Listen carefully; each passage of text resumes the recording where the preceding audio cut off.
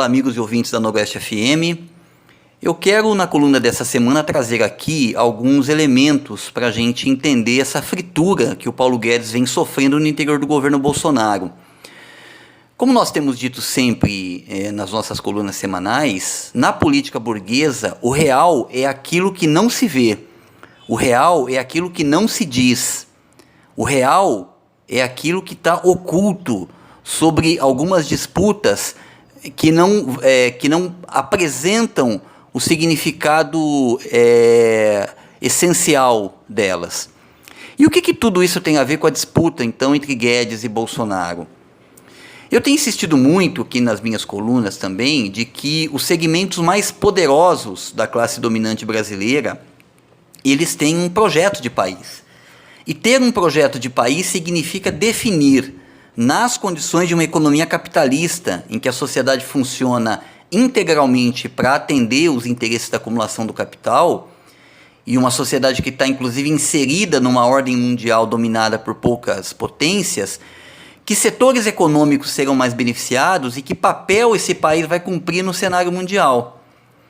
No caso do Brasil, que projeto é esse que a classe dominante brasileira desenhou para atender exclusivamente os seus interesses?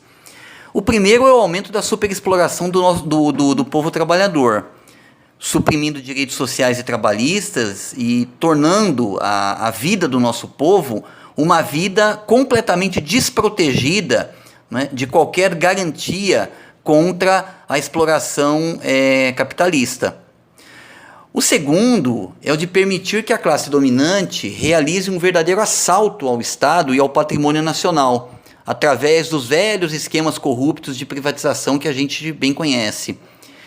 E o terceiro é de converter o Brasil em uma semicolônia do capital financeiro internacional, com o eixo da acumulação do capital se baseando na financiarização e na exportação de produtos agrícolas e minerais.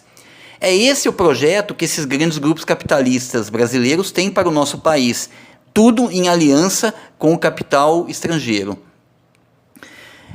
E a classe dominante brasileira, ela não aceita negociar os termos desse projeto. Para ela é tudo ou nada. Por isso que ela tem no Ministério da Fazenda um banqueiro, que é o Paulo Guedes. O Guedes age como representante direto do chamado mercado, que é um nome mais bonitinho para esconder aqueles que realmente decidem os destinos do nosso país contra os interesses do nosso povo. E no governo Bolsonaro, o Guedes atua com dois papéis. O primeiro é de ser uma espécie de fiador do governo junto aos segmentos mais poderosos da classe dominante. E, ao mesmo tempo, o seu segundo papel, que é de uma espécie de tutor do governo, que fica dizendo ao Bolsonaro o que ele deve ou não fazer. O problema é que essa agenda da classe dominante, como ela é feita para atender os interesses dela e não do povo, ela tem jogado o Brasil numa profunda crise. Essa agenda econômica não trouxe crescimento esperado do PIB em 2019 e no começo desse ano, antes mesmo da crise causada pela pandemia, uma pesquisa da Fundação Getúlio Vargas já anunciava que o Brasil estava enfrentando uma recessão econômica. E um efeito dessa política completamente absurda, que favorece apenas os interesses de uma fração muito pequena da população, que são esses setores economicamente mais poderosos, é que desde o começo da pandemia, os 42 bilionários brasileiros viram a sua fortuna crescer em 34 bilhões de dólares. Com a economia não crescendo o esperado e a economia também entrando numa recessão já no começo de 2020, o Paulo Guedes já vinha sofrendo uma fritura, não só dentro do governo, mas também entre setores poderosos da burguesia brasileira. Ele se segura no cargo porque ele tem sido muito hábil em aproveitar a pandemia para fazer aquilo que o ministro do Meio Ambiente, o Ricardo Salles, propôs naquela reunião de 22, 23 de abril, que foi a famosa reunião dos palavrões. O Guedes está aproveitando para passar a boiada. E o que significa passar a boiada? É acentuar a superexploração do nosso povo com o projeto da Carteira Verde e Amarela e facilitar a dilapidação do patrimônio estatal em tenebrosas transações aí de privatizações ou de concessão de serviços públicos. Acontece que agora o Bolsonaro, ao conhecer uma pequena variação positiva na sua popularidade, em grande medida causada pelo auxílio emergencial, ele está querendo renegociar os termos desse programa da burguesia brasileira. E o Bolsonaro também está de olho em 2022. E ele quer tomar algumas medidas, né? Quer propor uma renegociação, né, dos termos dessas reformas regressivas. Então ele quer rebatizar, por exemplo, o Bolsa Família com o nome de Renda Brasil e dar um pequeno aumento no valor do benefício. E, ao mesmo tempo, para atender os interesses do Centrão, de quem ele depende no Congresso para barrar um eventual processo de impeachment, o Bolsonaro quer emplacar um plano para fazer algumas obras públicas nas bases eleitorais dos deputados do Centrão. O problema é que, para isso, ele precisa ferir o teto dos gastos públicos.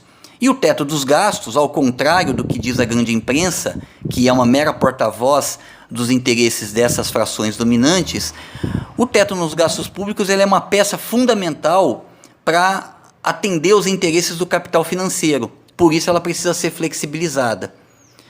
E para isso o Bolsonaro precisa encarar o Paulo Guedes, não vai ter jeito. O Paulo Guedes e os grupos econômicos que o Paulo Guedes representa.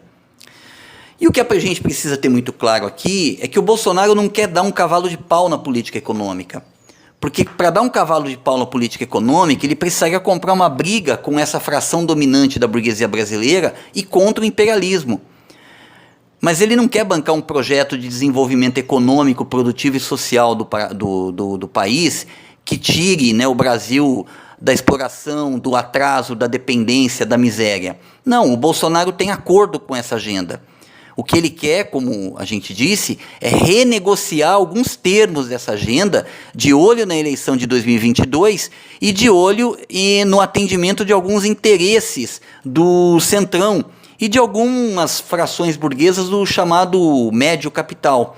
Mas ele não quer alterar a essência e o objetivo desse programa, que é o de, repetimos mais uma vez, aumentar a superexploração do povo, facilitar o assalto da burguesia ao patrimônio nacional e tornar o Brasil um mero exportador de soja e minério de ferro e de um local de passagem para a valorização do capital financeiro nacional e internacional.